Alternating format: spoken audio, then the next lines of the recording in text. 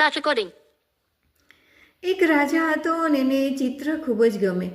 આખા રાજ્યના ચિત્રકારોને બોલાવ્યા અને ચિત્ર દોરવાનું કહ્યું.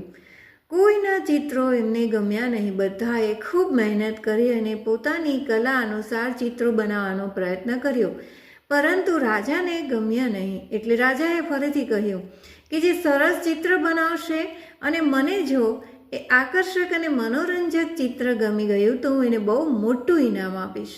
આ પછી બધા ચિત્રકારોએ ખૂબ પ્રયત્ન કર્યો. દરેક ચિત્રકારને એવું હતું કે આ ઇનામ તો મને જ મળવું જોઈએ.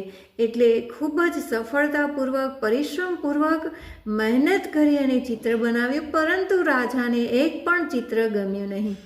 ત્યારે છેલ્લે બેઠેલા એક વૃદ્ધ ચિત્રકારે ઊભા થઈને રાજાને કહ્યું કે રાજાજી, જો મને થોડો સમય આપો તો હું એક આકર્ષક અને મનોરંજક ચિત્ર, તમને ગમે એવું ચિત્ર બનાવી આપું. ત્યારે રાજાએ કહ્યું, જોઈએ એટલો સમય લઈ લો, પણ મને સુંદર મજાનું ચિત્ર બનાવી આપો.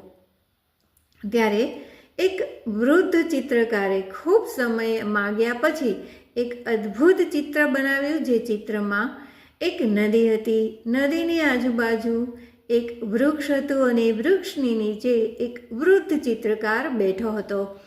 અને આ ચિત્ર રાજાને ખૂબ જ ગમી ગયું અને રાજાએ આ વૃદ્ધ ચિત્રકારને ખૂબ મોટું ઇનામ આપ્યું. હવે આ વાર્તામાંથી તમે શું શીખ્યા એ મને તમે જરૂરથી કોમેન્ટ બોક્સમાં જણાવજો.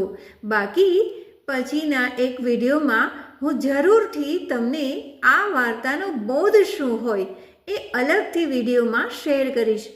1 કે 2 દિવસ હું રાહ જોઈશ કે તમે શું સમજ્યા અને શું શીખ્યા.